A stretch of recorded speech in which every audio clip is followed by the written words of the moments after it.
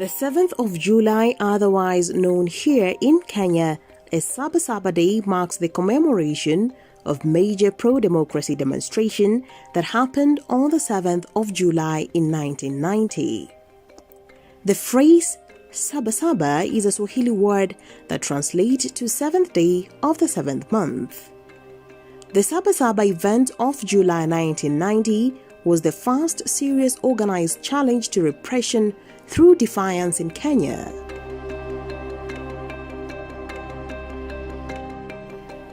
"32 years on, many of the people who are at the forefront of the movement have died or have been swallowed by the state.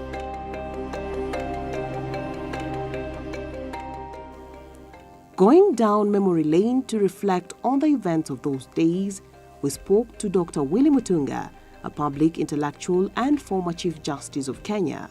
1990 was the first clarion call for multipartism. That's Matiba and Derubia. They gave a press conference. They said that they will call a meeting at Kamkunji, Saba Saba. So him and Rubia, they went there and said multipartism. This is the time for multipartism. As you probably know, when they said that, they were arrested. The security people went and arrested them, and they were detained. But because the date had been set, people still went to Kamkunji.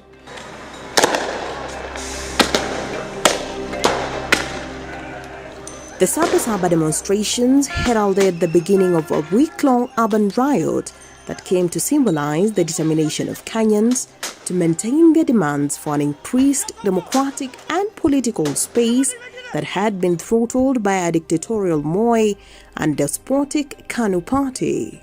The iconic photograph you see of Shikuku and the Orengo on top of a pickup, they were coming after a lot of people, had gone to Kamkunji, and there were battles there, and people were killed. In Kamkunji, there are a lot of politicians. George Anyona was there. There were many of us. That's how call for multipartism, started, and that's when now Saba Saba. That was the day that was celebrated. And in 1997, you remember, that's when again Saba Saba was celebrated. That's when Kepta and Njoya were almost killed at All Saints Cathedral. 3 times my blood have been shed on the streets. Not mine alone, but many people. So we paid some sacrifice to transform Kenya, make a paradigm shift from the state back to the people. I don't say to the people, but back to the people to whom it belonged.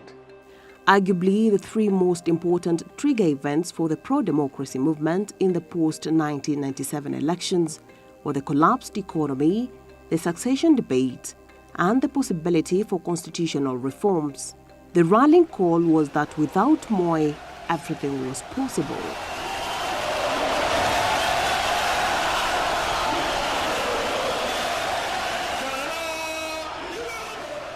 Kenyans' hopes were high after the defeat of Moi in the 2002 general elections. Mwai Kibaki naapa kwamba. The euphoric victory was quickly dashed by regression to some of the old ways, including mega corruption scandals.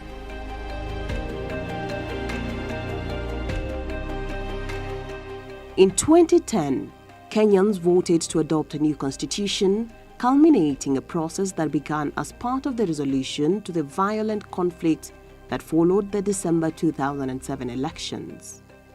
It was hoped the new constitution will reduce executive power, devolve authority, and guarantee rights to women, minorities, and marginalized communities.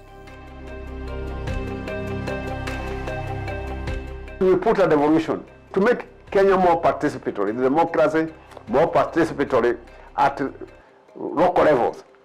We defined the three arms of government to be completely independent and interdependent. Saba Saba became the most important day in the calendar of freedom observed every year.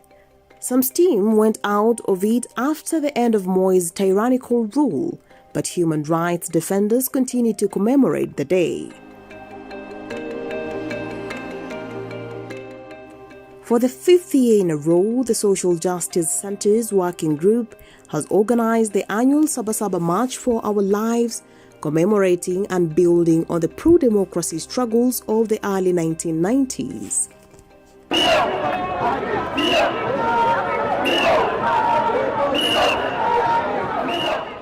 In 2022, Saba Saba is talking about Njaa Revolution. Over 1,500 people, mostly young men and women, marched from their communities, demanding the government to address the high cost of living and police brutality and guarantee justice for all. Sasa tuko hapa kuambia serikali ya kwamba Wakenya wako na njaa sana. Bei ya vyakula vimepanda sana. Wakenya milioni 2 hawezi afford 1 meal per day. Sisi tumechoka na hatuna njia ingine ya kusema. Kujileta hapa na kuambia live and direct ama korokocho tumechoka. From Kariobangi we are here to tell Kenya that the sovereignty power belongs to the people. Yes! This is Article 1 of the Constitution. Yes! Inasema nguvu iko kwa wananchi. Yes! Watu wako na njaa. Bei ya vitu imepanda sana, maisha imeenda juu, hata yule mwananchi wa kawaida hawezi kuafford. Na hii message tunataka ifikie president na waendani wake wote na hao wanasiasa wote. The 32nd Saba Saba anniversary comes at a time of great political apprehension. The country is polarized by the politics of the 2022 general elections. We are on the cusp of economic meltdown and are still reeling from the impact of the coronavirus pandemic. In our constitution, we have Article 43 that guarantees the basic right that each and everyone is entitled to. One is entitled to the right to food. Whether you can afford it or not, you are entitled to the right to food because these are things that sustain humanity. We have the right to housing. We have the right to education and access to health care. These are basic rights that cannot be alienated from one person. Now, it's up to each and every Kenyan now to understand that these are rights that are guaranteed to them by the Constitution and now to rise up and fight for their rights. It's an important call to tell the state, control, the prices, because it also touches on resources. Okay? If the resources are not wasted and stolen, they should be able to, invoke Article 43 of the Constitution to basically mitigate those aspects. The Social Justice Center's working group presented a petition to the president highlighting the high cost of living, enduring police brutality and public debt levels, among other concerns. Tumeingia pale, wakasema wana stamp, watapatia Matiang'i apelekee Uhuru Kenyatta.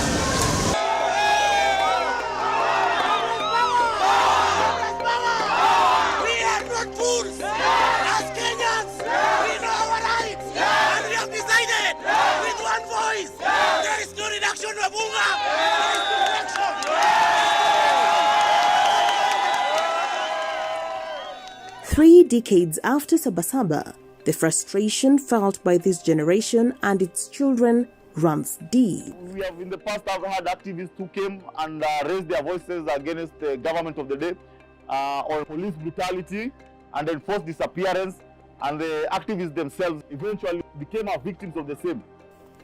Human rights defenders still face the immortal ghost of executions, death, threats, defamation, freedom of movement and expression, among others. We are in black colonialism regime, where you find kama sisi watu wa ghetto, mostly machali wetu, bora uko na dread, umevaa Sahara, kuna vile tu lifestyle ukiishi, wataona wewe first appearance yako, wataona wewe ni mwizi, unavuta bangi, ama wewe ni mkora tu. You'll just be harassed with police around. Unauliza umetoka wapi, uko na ID, umefanya nini. Changamoto nyingine kama human rights defender, ya kwanza kwa community wajatukubali sisi kama human rights defender. Unapata kwa community wengine wanasema sisi human rights defender tunatetea wezi, lakini ukiangalia sisi tunatetea tu haki ya binadamu. Intimidation from the police and intimidation from the community members, kwa sababu community members pia tuko na watu wanaitwanga ma gatekeepers. Saba Saba epitomizes the struggle of Kenyans to free themselves from the shackles of the politics of balkanization, ethnic subnationalism, and the monolithic politics of us versus them. Waanzilishi wa hiyo Saba Saba waliacha. Sasa sisi kama wananchi wa Kenya, wale ambao wa chini, ndio tumechukulia hii nafasi, ikuwe kama makumbusho ya mwananchi yoyote yule ambao wa Kenya akumbuke hiyo siku ya Saba Saba, na pia ikuwe siku yetu ya pia sisi kupigania haki yetu na kudemand zile vitu ambao wananchi wa kawaida wanataka ama wanapitia. 32 years since the initial Saba Saba rally, the changing faces of the famous day remains the mosaic of young human rights defenders drawn from Dandora, Mathare, Kayole, Githurai, Kamukunji, and Mukuru. Every struggle tells you, when you look at Mau Mau, you look at the KPU or Second Liberation, there is always a leadership that mobilizes people around the issue they care about. The only thing we have to do is to sustain them. And we cannot sustain them unless we link social movements and other movements to a specific alternative political leadership that is discussing politics of issues.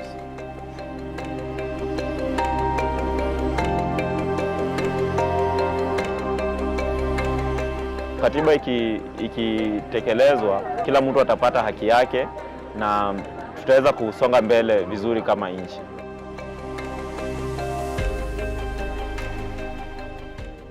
Implement the constitution because jobs belong to the people, country belongs to the people, everything to the people, not to the politicians. As we commemorate the 32nd Saba Saba Day, I ask you to self-reflect on how you're honoring the sacrifice of those that came before us and what you're contributing to make our country better for yourself and those to come.